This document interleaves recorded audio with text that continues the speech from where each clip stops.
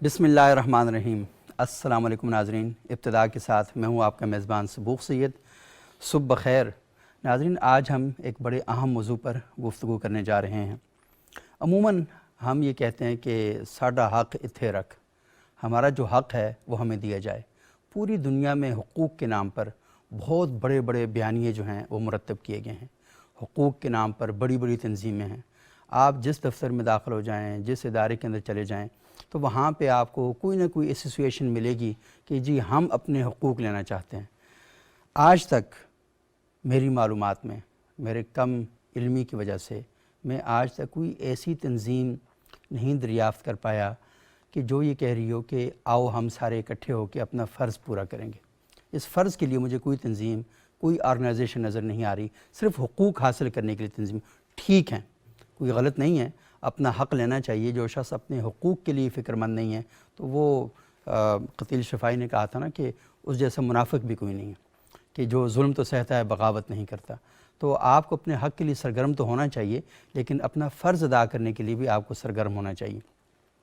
میں آج اپنے حق کی بات نہیں کر رہا، میں اس حق کے حوالے سے آج بات کرنا چاہتا ہوں کہ جو ایک مسلمان معاشرے کے اندر قرآن کا حق ہے، کہ ہم قرآن کو اپنی زندگیوں میں کتنا عمل دخل دینے کی اجازت دیتے ہیں، اور ہماری زندگیوں میں قرآن جو ہے وہ اپنے حقوق سے کتنا مالا مال ہے یا کتنا محروم ہے۔ تو اس موضوع پر ہم بات کریں گے۔ قرآن حکیم میں اللہ تعالیٰ ارشاد فرماتے ہیں کہ ان ھذا القرآن یہدی للتی ہی اقوم ویبشر المؤمنین الذین یعملون الصالحات ان لہم اجرا کبیرا۔ یعنی قرآن وہ راستہ دکھاتا ہے جو بہت ہی سیدھا ہے، اس میں کوئی ٹیڑھ نہیں ہے، یہ سیدھا راستہ ہے، اور ایمان والوں کے لیے جو نیک اعمال کرتے ہیں اس بات کی خوشخبری دیتا ہے کہ ان کے لیے بہت بڑا اجر ہے۔ یعنی قرآن سیدھا راستہ آپ کو دکھاتا ہے اور ایمان والوں کو دکھاتا ہے۔ جو صاحبان ایمان ہیں، جب وہ قرآن کے دروازے پر دستک دیتے ہیں تو قرآن ان کا ہاتھ پکڑتا ہے، قرآن ان کی انگلی تھامتا ہے اور انہیں اس راستے پر چلاتا ہے جو نیک لوگوں کا راستہ ہے، اور انہیں اس جگہ پر چھوڑ کر آ جاتا ہے جو مقصود خدا بندی ہے، جو مطلوب رسالت مآب صلی اللہ علیہ وآلہ وسلم ہے۔ ماہر القادری صاحب نے ایک بڑی شاندار نظم لکھی جو قرآن کے حق کے حوالے سے ہے۔ میں تھوڑی سی آپ کو پڑھ کے سناتا ہوں، اس کے بعد میں اپنے مہمانوں کا تعارف کراؤں گا۔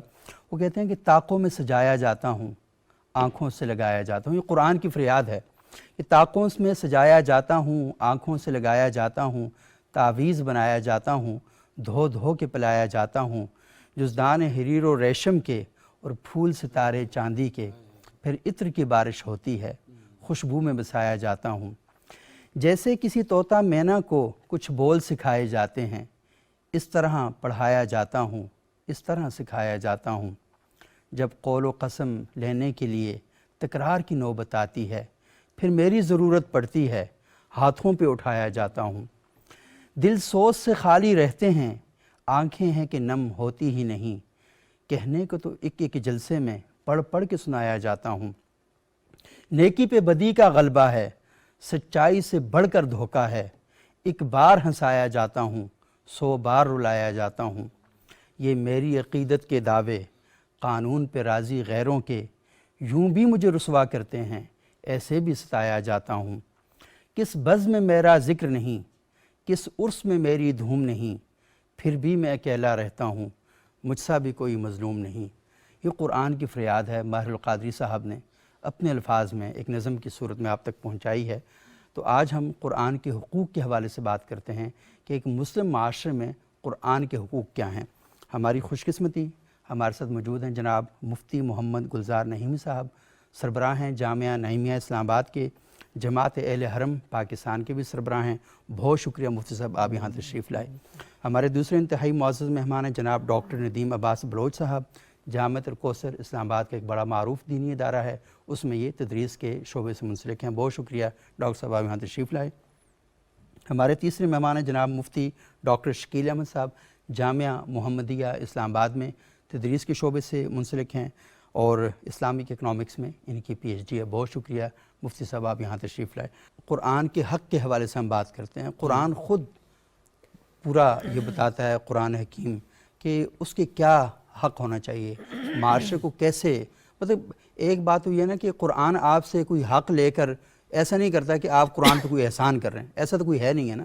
یعنی قرآن کا حق یہ ہے کہ آپ قرآن کو نافذ کریں گے تو عزت آپ کی بلند ہوگی، عظمت آپ کی بلند ہوگی.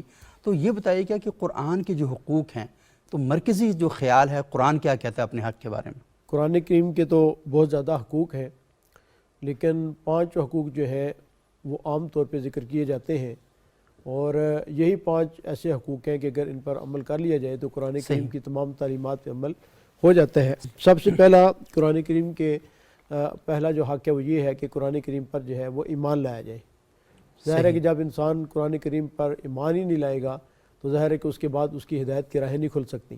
بنیادی یہ ہے کہ اس پر ایمان لایا جائے، اور اس کے بعد دوسرے نمبر پہ اس کی اہم ترین جو اس کا حق ہے وہ یہ ہے کہ قرآن کریم کی تلاوت کی جائے، قرآن کریم کو پڑھا جائے. اقرأ بسم ربک الذی خلق، سب سے پہلے اللہ تعالیٰ نے آپ صلی اللہ علیہ وسلم سے یہی کہا کہ اقرأ بسم ربک الذی خلق، اس کی تلاوت کی جائے. اور تیسرا اس کا جو حق ہے وہ یہ ہے کہ اس قرآن کریم کو ہم خود سمجھیں. صحیح. قرآن کریم کو ہم خود سمجھنے کی کوشش کریں کہ قرآن کریم ہم سے کس چیز کا مطالبہ کرتا ہے، کس چیز کا ہمیں حکم کرتا ہے، قرآن کریم کس چیز سے ہمیں منع کرتا ہے. جو اس کی تعلیمات ہیں، چاہے وہ امر ہے، چاہے وہ نہی ہے، چاہے کسی اعتبار سے بھی کہ نماز کا حکم دے رہا ہے، تلاوت کا حکم دے رہا ہے، اسی طرح جو ہے وہ دیگر جو حقوق ہیں ان کے بارے میں قرآن کریم جو ہے، تو جو ہدایات قرآن کریم دیتا ہے اس پر ہم عمل کریں. جن چیزوں سے قرآن کریم منع کرتا ہے ظاہر ہے اسی وقت ہوگا جب قرآن کریم ہم سمجھیں گے، اور قرآن کریم کو ہم سمجھتے نہیں ہیں قرآن کریم ہم سے کیا کہہ رہا ہے، ظاہر ہے کہ پھر اس کا تو ظاہر ہے کہ سمجھنے کے بغیر تو ہم عمل ہی نہیں کر سکتے. یعنی پہلا حق ہے کہ قرآن پر ایمان لایا جائے. دوسرا یہ ہے کہ قرآن کو پڑھا جائے، تلاوت پڑھنے سے مراد یہ کہ تلاوت کریں اس کا. اور تیسرا یہ ہے کہ اسے سمجھا جائے کہ قرآن کہتا کیا ہے. جی ہاں. اور اس کے بعد جو ہے کہ قرآن کریم جو تعلیمات ہیں ہم خود بھی عمل کریں، اور جو 5واں یہ ہے کہ اس کی تعلیمات کو ہم دوسروں تک بھی پہنچائیں. اس کی نشر و اشاعت جو ہے، نشر و اشاعت بھی کریں. نشر و اشاعت جو ہے وہ مختلف طریقوں سے ہو سکتی ہے. آپ مطلب ہے کہ قلم کے ذریعے سے بھی کر سکتے ہیں، آپ زبان کے ذریعے سے بھی کر سکتے ہیں، اور آج کل اس کا جو بہترین ذریعہ ہے وہ سوشل میڈیا ہے، اس کے ذریعے سے بھی آپ کر سکتے ہیں. آپ نے اسٹیٹس پہ قرآن کریم کی آیات کو لگائیں، فیس بک پہ لگائیں، مختلف جو طریقے ہیں اس پہ لگائیں. یہ 5 اس کے حقوق ہیں جو قرآن کریم جو ہے وہ عام طور مطالبہ بھی کرتا ہے، اور اس کے مطلب ہے کہ عام جو فقہاء نے، مفسرین، محدثین جو لکھے ہیں یہ اس کے 5 بڑے حقوق ہیں. صحیح. اچھا ڈاکٹر ندیم بات صاحب، میں نے کچھ چیزیں جب پڑھی قرآن کے حوالے سے کہ صحابہ اکرام کا طرز عمل کیا ہوتا تھا. اب دیکھیں قرآن عربی زبان میں ہے، اور صحابہ اکرام سارے عربی زبان جانتے تھے، اور وہ فصیح اور بلیغ زبان جو ہے اس سے آشنا تھے. لیکن ہم یہ دیکھتے ہیں کہ سیدنا عمر فاروق رضی اللہ تعالیٰ عنہ، ان کے بارے میں یہ بات کی جاتی ہے، روایت کی جاتی ہے کہ 8 سال لگے سورہ بقرہ کو سمجھنے میں. ہم تو 8 سال میں پورا درس نظامی کر جاتے ہیں، انہیں صرف عربی جاننے والے تھے، ساری اللہ کے رسول کی صحبت یافتہ تھے، 8 سالوں نے صرف سورہ بقرہ کو سمجھنے میں لگے. تو یہ جو قرآن پر ایمان کی بات ہے، یعنی صحابہ اکرام نے قرآن کو اس طریقے سے پڑھا اور اس طریقے سے سمجھا کہ وہ اس کے اندر رچ بس کے اپنا وجود اس کے اندر ڈال دیا کہ ہاں اس سے ہم نے وہ ہیرے اور موتی باہر نکالنے. تو یہ جو قرآن پر ایمان ہے، میں چاہوں گا کہ تھوڑا سا ایکسپلین کریں، واضح کریں کہ قرآن تقاضا کیا کرتا ہے، ایمان کیسے لایا جائے قرآن پر. یہ بہت اہم سوال کیا آپ نے کہ یہ تو ایک جنرل سی سٹیٹمنٹ ہے کہ قرآن پر ایمان لائیں. ہم کہتے ہیں ہم قرآن پر ایمان لے کے آ گئے. یہ ہر چیز کی کوئی علامت ہوتی ہے، کوئی سائن ہوتا ہے نا کہ اگر میں قرآن پہ ایمان لایا ہوں تو اس کا کوئی علامت ہونی چاہیے، میری زندگی میں کوئی تبدیلی ہونی چاہیے. مشہور حدیث ہے، نبی اکرم صلی اللہ علیہ وسلم کے پاس ایک صحابی تشریف لائے اور آپ نے پوچھا ان سے، مشہور حدیث حضرت حارثہ رضی اللہ تعالیٰ عنہ کے نام سے، کہ کیف اصبحت یا حارثہ، اے حارثہ کیسے صبح کی؟ تو کہتے ہیں انہوں نے کہا کہ میں نے حالت ایمان اور حالت یقین میں صبح کی. واہ. تو آپ صلی اللہ علیہ وسلم نے پوچھا کہ کس طرح سے آپ نے حالت ایمان اور یقین میں صبح کی، کوئی علامت ہے اس کی؟ وہ مشہور آگے ڈیٹیلز ہیں اس کی. تو اس میں ایک جملہ یہ بھی میں سن رہا تھا، میں بڑا حیران ہوا کہ کہا کہ ایسے ہے، یعنی میں اس حالت تک پہنچ چکا ہوں کہ جیسے روز معاشر کا دن آ گیا ہے جو عدالت اور انصاف کی کرسی لگا دی گئی ہے، اہل جہنم کو فرشتے کھینچ کھینچ کے جہنم کی طرف لے کے جا رہے ہیں، اور اہل جنت کو جنت میں لے جایا جا رہا ہے. یعنی اس حد تک ایمان ہے. یعنی ہے تو وہی بات کہ ایمان، لیکن فرق دیکھیں. اب دیکھیے قرآن کے بھی ایمان پر بھی درجات ہیں. ایک دفعہ یہ کفر و اسلام سے، کفر سے نکلنے کے لیے یہ کافی ہے، یہ کہنا، یہ تسلیم کر لینا کہ میں ایمان لایا، اتنی بات کر لینا کافی ہے. لیکن اگر مومن بننا چاہتے ہیں، اگر ان درجات کو لینا چاہتے ہیں، وہ ہے احادیث میں، بہت ساری احادیث میں کہ قرآن مجید کی آیات کے برابر اللہ نے جنت کے درجات بنائے ہیں. اور قاری قرآن سے قیامت کے دن یہ کہا جائے گا کہ اپنے جتنی تم نے تلاوت کی نا قرآن کی، اسی حساب سے اللہ تجھے درجات بھی عطا کرے گا. تو یہ قرآن پر جب ہم ایمان کی بات کرتے ہیں سبوق صاحب، تو اس میں یہ ہے کہ ہم نے قرآن کی اوپر عمل کتنا کیا. اگر قرآن مجھے روک رہا تھا اور میں وہ کام کرنا چاہتا تھا اور میرا وہ قرآن فائدے میں تھا، مجھے 2 کروڑ 4 کروڑ 10 کروڑ روپے کا بینیفٹ مل رہا تھا، لیکن قرآن کی آیت آ گئی کہ خبردار یہ کام نہیں کرنا، اگر میں رک گیا ہوں تو پھر میں ایمان بھی لایا ہوا ہوں، قرآن پر ایمان لایا. کیوں؟ کیونکہ ایمان کا تقاضا، حضرت امیر المومنین حضرت علی علیہ السلام کی مشہور وہ حدیث ہے کہ جو مومن ہوتا ہے اس کی زبان اور اس کا دل اور اس کا عمل ایک جیسے ہوتے ہیں. یعنی وہ جو کہہ رہا ہوتا ہے اس پہ ایمان رکھ رہا ہوتا ہے، اور جو کر رہا ہوتا ہے وہ اس ایمان کے مطابق ہوتا ہے جو دل میں ہوتا ہے اور زبان سے جس کا اظہار کر رہا ہوتا ہے.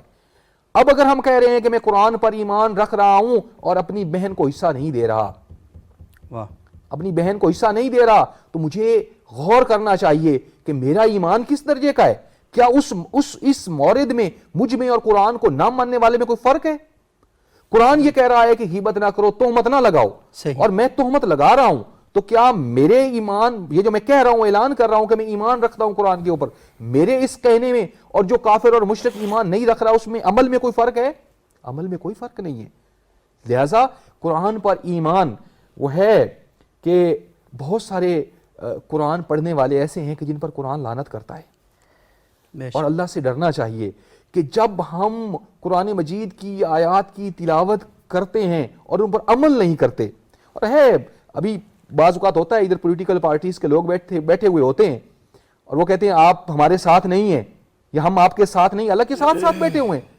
ہوتا یہ ہے کہ قرآن کے ساتھ ہم جب ہونے کا اعلان کر رہے ہیں تو قرآن بھی یہ اعلان کر، جب ہم قرآن کے مطابق عمل کر رہے ہوں گے تو قرآن بھی روز معاشر یہ گواہی دے گا کہ پروردگار یہ جس طرح سے مجھے پڑھ رہا تھا، جو میسج مجھ سے لے رہا تھا، یہ اسی کے مطابق زندگی بھی بسر کر رہا تھا.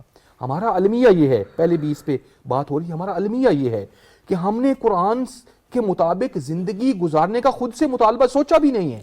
ہم یہ سمجھتے ہیں کہ قرآن صرف پڑھنے کی کتاب ہے، قرآن کی کچھ دیر ہم تلاوت کر لیں گے. نہیں سبق سید صاحب، قرآن زندگی میں انقلاب لانے والی کتاب ہے.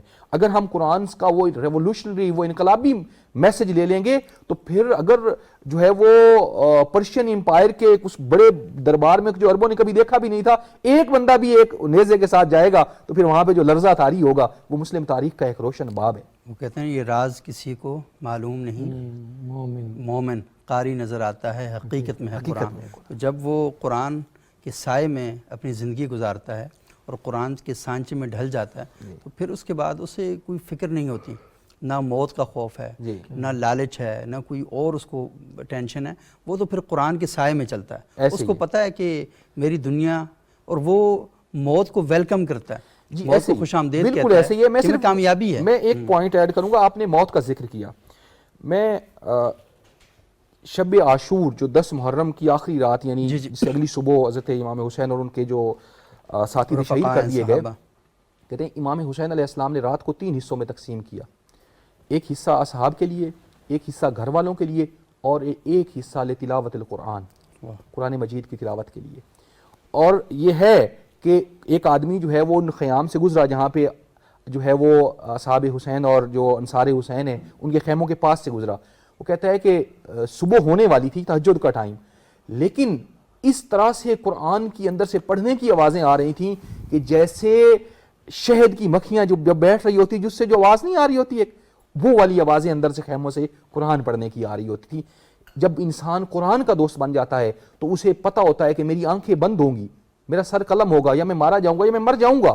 تو اس کے بعد میرے ساتھ کیا ہونا ہے اسے یہ معلوم ہوتا ہے، اس پہ وہ ایمان رکھتا ہے، اس پہ یقین رکھتا ہے. جب وہ اس پہ یقین رکھتا ہے تو دنیا میں بھی وہ اس کے مطابق زندگی بسر کرتا ہے کہ جس کے مطابق وہ آخرت میں سلوک کی امید رکھ رہا ہوتا ہے. اور ایسے ہی ہے کہ قبر میں سب آپ کا ساتھ چھوڑ کے چلے جاتے ہیں.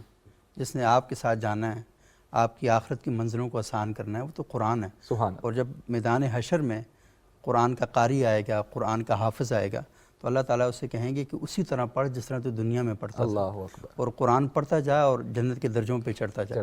تو جہاں تیرا قرآن ختم ہوگا وہاں تک کی جنت تمہاری ملکیت ہے، وہ تمہاری ہوگی.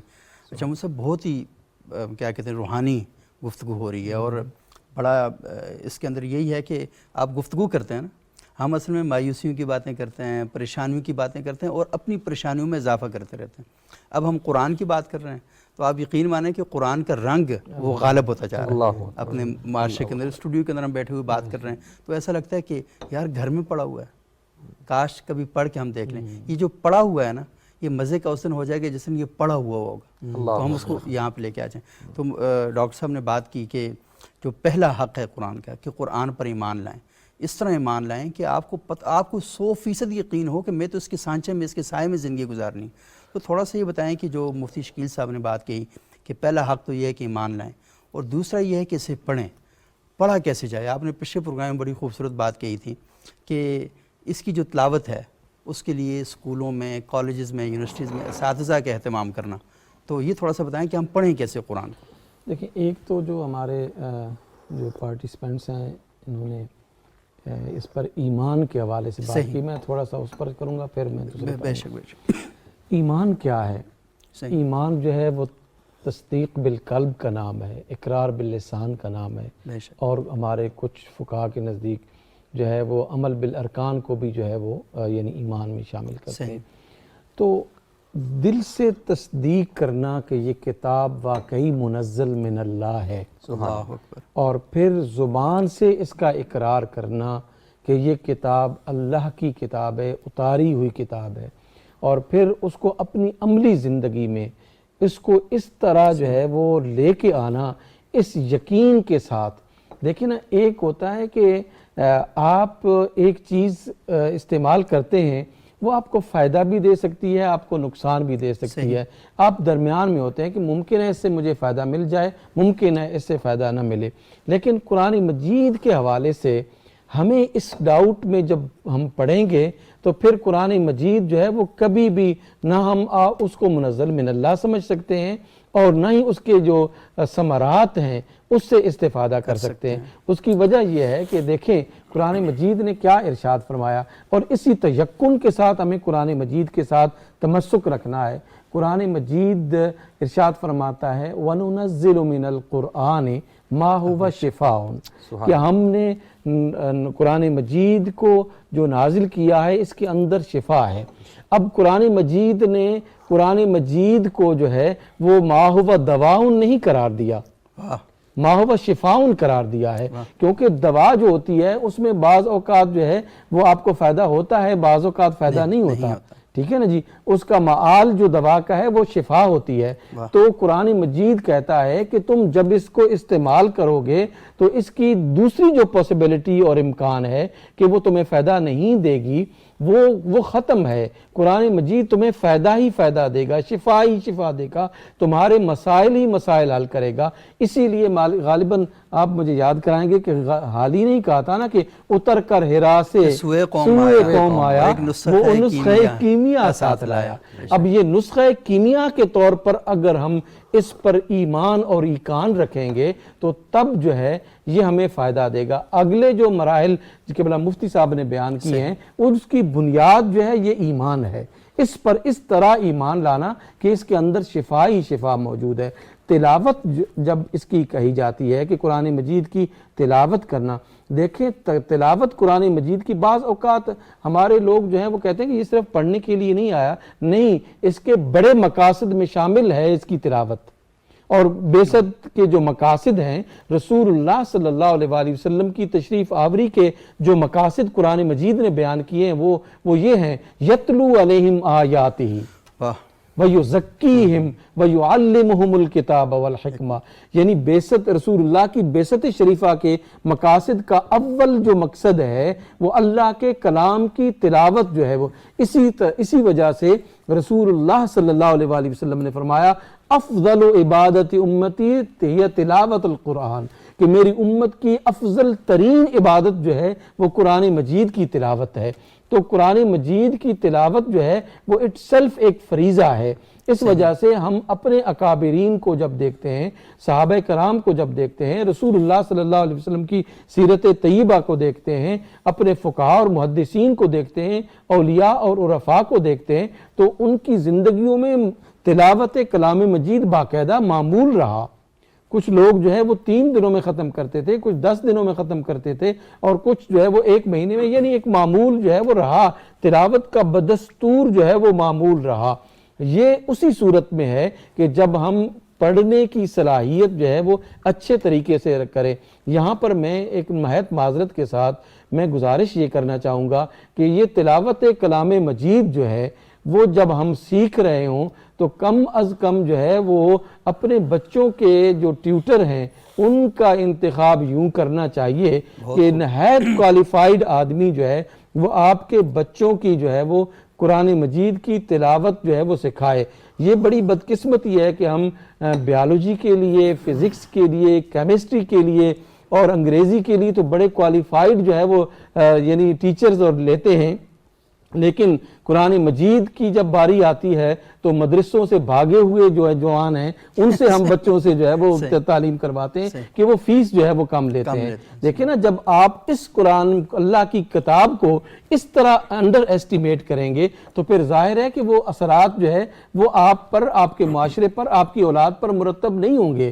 آپ جس طرح کوالیفائیڈ لوگ جو ہیں وہ قرآن دوسرے دیگر مضامین کے لیے لیتے ہیں، قرآن مجید کے لیے بھی اسی طرح لیں تاکہ قرآن مجید کا جو صحیح تلاوت ہے اس کے اثرات ہمارے دل و دماغ پر جو ہے وہ مرتب ہوں۔ تو تلاوت کا جو مقصد ہے، میں اپنے آپ کی وسادت سے ناظرین سے گزارش کروں گا کہ اس کو آپ بالکل محض ایسے نہ لیں کہ یہ بھی اللہ کی طرف سے جس طرح اس کے مفاہیم ہیں ان پر عمل کرنا فرض ہے، اس کی تلاوت بھی جو ہے وہ اسی طرح فرض ہے۔ تلاوت فرض ہے، اور رسول اللہ صلی اللہ علیہ وسلم کی جو حدیث مبارکہ ہے کہ قرآن کو عربوں کے لہجوں میں پڑھو، جی، اور قرآن خود کہتا ہے کہ ورتل القرآن ترتیلا، قرآن کو ترتیل کے ساتھ پڑھو۔ اور رسول اللہ صلی اللہ علیہ وسلم نے جو عربی زبان کی فضیلت بیان کی ہے وہ ہم پروگرام کے اگلے حصے میں بیان کریں گے، لیکن آپ کا بہت ہی اہم نکتہ ہے کہ ہم دیگر مضامین کے حوالے سے بہت کوالیفائڈ ٹیچرز ہائر کرتے ہیں اور کرنے بھی چاہیے۔ جی جی بالکل، لیکن اس کا مطلب ان کا انکار نہیں ہے، قرآن کے لیے بھی آپ اسی طرح کا ماہر جو زبان اور بیان کو سمجھتا ہو، جو تجوید کو سمجھتا ہو، جس کو پتہ ہو کہ قرآن کو پڑھنا کیسے ہے۔ بدقسمتی یہ ہے کہ آپ تو ہم کہتے ہیں بعض عربوں کو بھی قرآن کی تجوید کے حوالے سے وہاں پر پرابلم آنا شروع ہو گئے ہیں۔ تو لیکن یہ بڑی اہم بات ہے کہ اچھے قراء جو ہیں ان کو آپ ہائر کریں اور وہ آپ کے بچوں کو قرآن پڑھائیں، کیونکہ قرآن پڑھیں گے تو اس کے نتیجے میں وہ پھر کوئی معاشرے کے اندر بھی کردار ادا کر سکیں گے۔ ناظرین، یہاں پر ایک چھوٹا سا وقفہ لیتے ہیں، وقفے کے بعد دوبارہ آپ کی خدمت میں حاضر ہوں گے اور سلسلہ کلام کو آگے بڑھائیں گے۔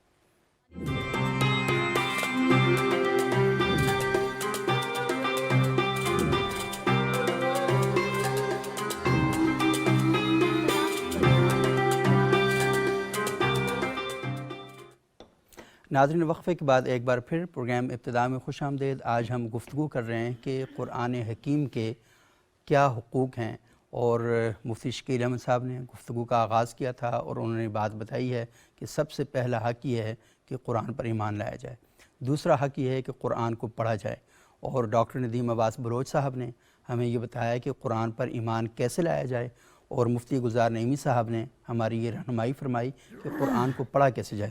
مفتی شکیل صاحب، میں آپ سے آپ ہی کا بیان کرتا کہ آپ نے تیسرا کہا کہ قرآن کو سمجھا جائے، یعنی پڑھا جائے، لیکن پڑھنے کے بعد آپ سمجھیں بھی کہ قرآن اصل میں کہتا کیا ہے، آپ سے خطاب کیا کرتا ہے۔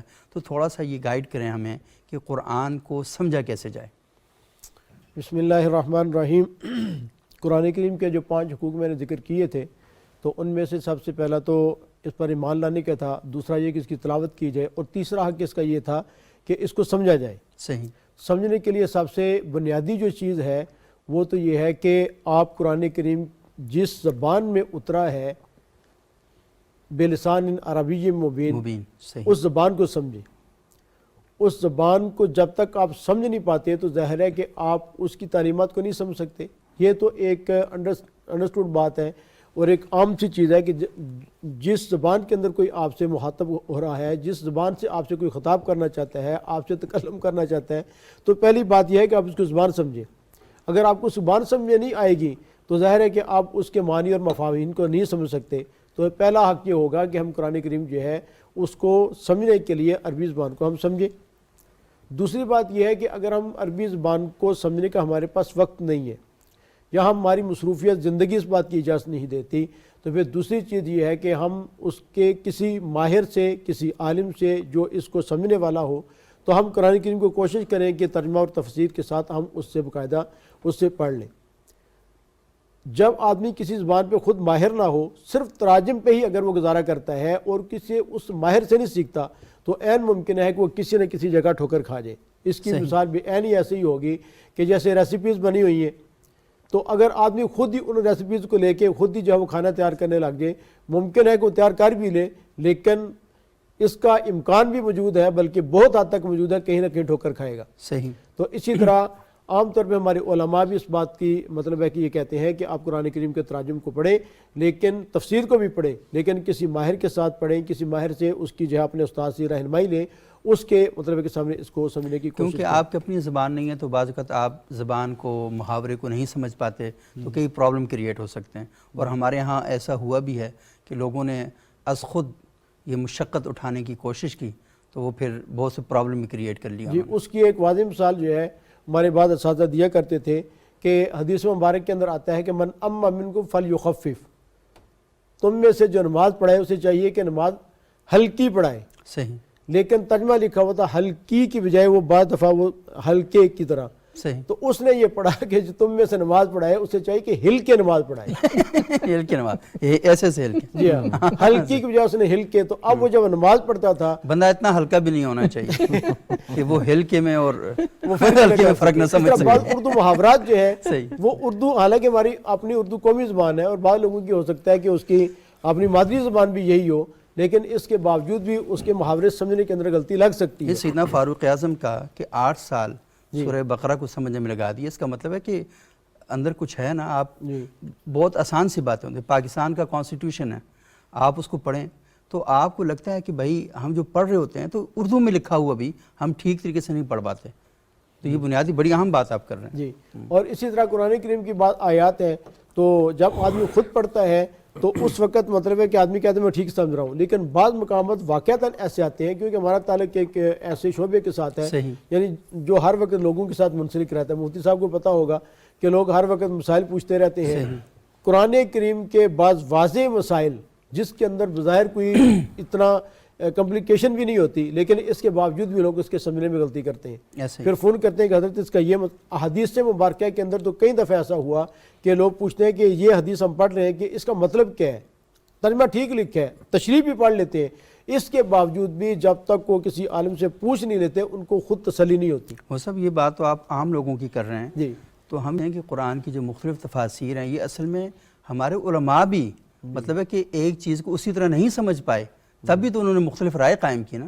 تو جو ایکسپرٹ ہیں، جو ماہرین ہیں، ان کے ہاں یہ پرابلم ہوا تو عام لوگوں میں تو بہت زیادہ ہو سکتا ہے. جی، اس لیے یا تو مطلب ہے کہ آدمی خود جو ہے وہ ایکسپرٹ بنے، اور اگر خود ایکسپرٹ نہیں بن سکتا تو کم از کم ان لوگوں کے پر اعتماد کرے اور ان کی رہنمائی لے جو اس میدان کے اندر جو ہے.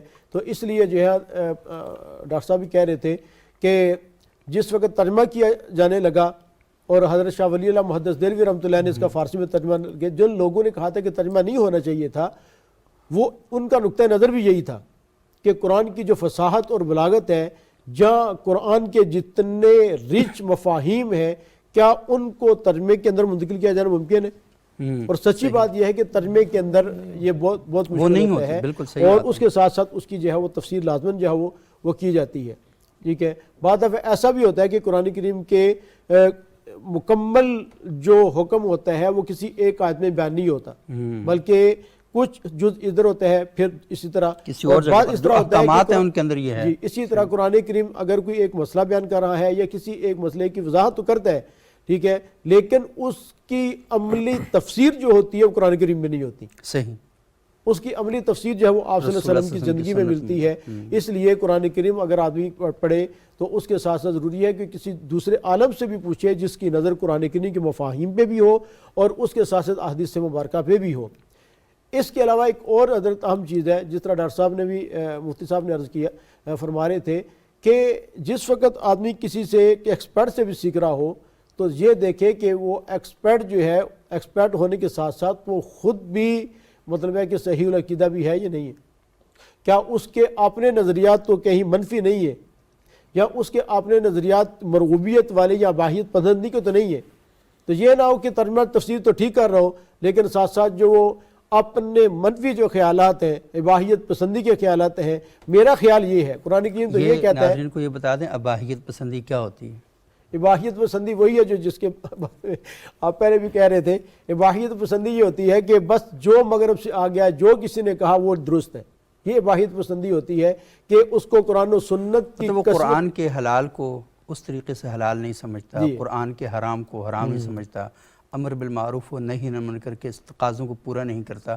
وہ بات تو کر رہا ہے لیکن اس کے جو عمل ہے اس کے میدان میں وہ بالکل خالی ہے. جی اباہیت پسندی یہی ہے کہ یعنی ہر چیز کو مباح قرار دینا جو جائز ہے. جی جائز ہے، یہ بھی جائز ہے. قرآن و سنت کی کسوٹی پہ اس کو پرکھنے کے بعد پھر دیکھیں یہ اگر حلال بنتا ہے تو حلال کہیں، حرام بنتا ہے تو حلال لے لیے. سب اس کے لیے یہ بھی بڑا امپورٹنٹ ہے، آپ جس کے اوپر یہ ذمہ داری لگاتے ہیں کہ وہ یہ بھی دیکھے. اس کو اگر یہ پتہ ہوتا کہ یہ بندہ اتنا مطلب کہ چیزوں تو خود ہی ماہر بن جاتا پھر یہ تو اس کے لیے پھر پرابلم ہو جائے گا.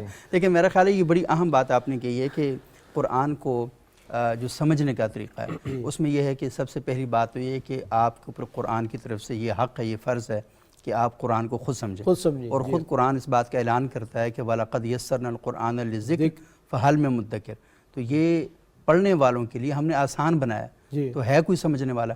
یعنی آپ نے سمجھنے کے لیے کچھ نہ کچھ اپنا وقت نکالنا ہے ورنہ نہیں آئے گا. جیسے قرآن پاک میں دوسری جگہ وہ فرماتے ہیں نا کہ فَلَوْلَا نَفَرَ مِن كُلِّ فِرْقَةٍ طَائِفَةٌ لِيَتَفَقَّهُوا فِي الدِّينِ کہ ایسا گروہ آپ نے علماء کا ضرور اپنے معاشرے کے اندر ہر دور میں قائم رکھنا ہے جو قرآن کو گہرائی کے ساتھ اس کے جو احکامات ہیں ان کو سمجھے بھی اور معاشرے کے اندر پھیلائے بھی. اچھا ڈاکٹر ندیم صاحب بڑی اہم بات کی طرف انہوں نے اشارہ کیا. لازمی ہمارا پروگرام کا ٹائم ہے بہت کم ہے لیکن قرآن کے حقوق پر تو میں تو کہتا ہوں کہ یہ تو ایک ایسا پروگرام ہے کہ جو ممبر و محراب پر ہمیشہ بیان کیا جانا چاہیے. آپ یقین مانیں کہ مجھے مولانا سیر مالٹا مولانا محمود الحسن صاحب میرے ذہن میں ابھی یہی بات آ رہی ہے. اچھا تو بس دیکھیں آپ کے ذہن میں آئی تو ہمارے ذہن میں بھی آ گئی. تو وہ ان کا بہت مشہور ہے کہ وہ دیکھیں کہ ایک مدرسے کے عالم تھے، مدرسے میں پڑھا رہے تھے اور وہ گرفتار ہوئے، ایک بہت عرصہ جیل میں گزارا، واپس آئے تو علماء کا ایک لشکر بیٹھا ہوا ان کے سامنے کہ آج ہمارے استاد آئے ہیں، ہمیں واعظ اور نصیحت کریں گے. انہوں نے آ کر کیا باتیں کی اور کیا جیل کے تجربات جو ہیں سامنے پیش کیے. کوئی یہ نہیں بتایا کہ میرے ساتھ جیل میں کیا ہوتا رہا، میرے ساتھ کس نے ظلم کیا، کچھ نہیں بیان کیا. آگے فرمایا کہ یہ جو مسلمانوں کے آپس میں فرقہ واریت ہے نا، یہ جو باہمی اختلافات ہیں انہیں ختم کریں. قرآن کے ساتھ جو اپنا تعلق ہے اس سے آپ مضبوط بنائیں. تو کوئی فرقہ وارانہ بات، کوئی انتشار کی بات، یعنی انہوں نے کہا کہ اس وحدت اور اتحاد کو جو ماحول ہے نا اس کو ہمیں قائم کرنا چاہیے. تو یہ تھوڑا سا بتائیں کہ قرآن کا یہ حق تو ہیں جو ہم نے بیان کر دیے، لیکن جو قرآن سب سے بڑی جو دعوت دیتا ہے وہ تو یہ دیتا ہے نا کہ معاشرہ جو ہے وہ اپنے حقوق کے لیے اور اپنے فرائض کے لیے یکجا اور متحد ہو جائے. بہت اچھی بات کی آپ نے کہ قرآن جو ہے وہ قرآن کی اکثر جگہوں پہ خطاب یا ایھا الناس، بے شک یعنی قرآن کا ایک بڑا حصہ قرآنی صورتوں کا اور آیات کا ایسا ہے کہ جو انسانوں کو مخاطب کرتا ہے اور انسان ایک سبجیکٹ ہے قرآن کا. صحیح، کیونکہ انسان کے لیے ہی لیہد الناس لوگوں کی ہدایت کے لیے آیا ہے قرآن مجید. آپ نے جب بات کی تو میرے ذہن میں ایک فرمان آ رہا تھا کہ جیل میں ایک بندہ تنہا رہتا ہے، سوچتا ہے، غور و فکر کرتا ہے. اس کے نتیجے میں دیکھیں کتنی خوبصورت بات کہ وہ اتحاد، وحدت اور وہ آئی ہے.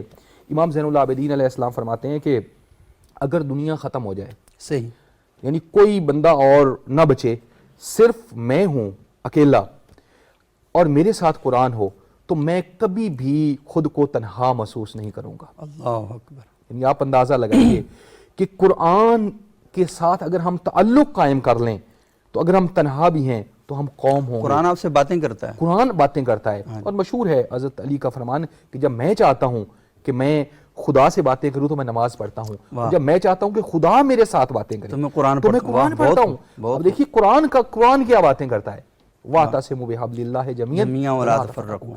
یہ قرآن نے اپنا ٹائٹل جو علم رکھا ہوا ہے نا, جھنڈا, وہ یہ رکھا ہوا کہ وَاعْتَصِمُوا بِحَبْلِ اللَّهِ جَمِيعًا وَلَا تَفَرَّقُوا. یہ مسلمانوں کے لیے یعنی ایک میں کہتا ہوں کہ ممکن ہے کہ بعض لوگ یعنی یہیں پہ ہم آ کے رک گئے. سبق صاحب ایک بہت بڑا المیہ ہے کہ ہم یہیں پہ رک گئے کہ ہم مسلمان مسالک میں فرقوں کی بات اور وہ روکنے کی بات اور اس کی کر رہے ہیں, حالانکہ جو اسلام وہ جو قرآن کی دعوت تھی وہ تو انسانوں کو مشترکات کی طرف بنانے کی تھی, اکٹھا کرنا. بہت بہت شکریہ جناب مفتی ڈاکٹر ندیم عباس صاحب, جناب مفتی ڈاکٹر شکیل احمد صاحب, جناب مفتی گلزار احمد نعیمی صاحب. وقت ذرا کم ہے, اگلے پروگرام میں ہم انشاءاللہ تفصیل سے اس موضوع پر مزید گفتگو بھی کریں گے. ناظرین, ہماری 60 70 80 سال زندگی ہوتی ہے. ویسے جب ہم 60 سال کے ہو جاتے ہیں نا تو ہمیں تو گلی محلے کے بچے بھی چاچا چاچا کہنا شروع کر دیتے ہیں اور کہتے ہیں کہ بس بھائی اب آپ کام نہ کریں, ویسی کوئی چیز اٹھائیں گے تو اپنی کمر دکھا دیں گے اور کوئی پرابلم اپنے لیے کریٹ کر دیں گے. یہ جو 60 سال کی زندگی ہے جسے ہم ایکٹیو لائف کہتے ہیں, اس 60 سال کی زندگی کے لیے ہم کیا کچھ نہیں کرتے, ہم کیا کچھ نہیں پڑھتے, کتنی کوششیں کرتے ہیں. لیکن قرآن ہمیں بتاتا ہے کہ اس کے بعد آپ کے پاس ایک ایسی زندگی ہے جس کا اینڈ نہیں ہے, جس کا کوئی انت نہیں ہے, اور ہمیں اس کی خبر بھی کوئی نہیں ہے. قرآن ہمیں بتاتا ہے کہ میں تمہاری اس زندگی کا ساتھی ہوں, میں تمہاری اس زندگی کے لیے وہ کر رہا ہوں. لیکن آپ 60 سال کی زندگی کے لیے سب کچھ کرتے ہیں اور اس زندگی کے لیے ہم کچھ بھی نہیں کرتے. کم از کم اس بات کا آغاز کریں کہ ہم نے اپنی آخرت کی زندگی کو بہتر بنانے کے لیے کوششیں شروع کر دینی ہے اور کام شروع کرنا ہے, اور قرآن کے ساتھ جو اپنا تعلق ہے, تعلق بالقرآن, اسے ہم نے مضبوط کرنا ہے. اگلے پروگرام تک کے لیے اجازت دیجیے گا. بہت شکریہ.